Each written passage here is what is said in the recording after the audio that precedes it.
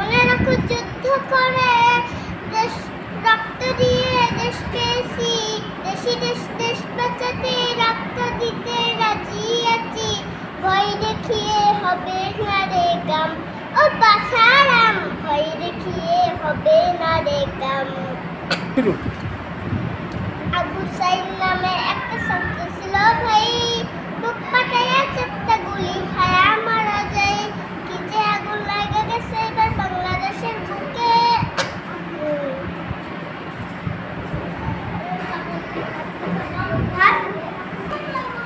ওরা দেশটা তোমার বাপের নাকি, করছো সালা গলা কিছু বললেই ধরছো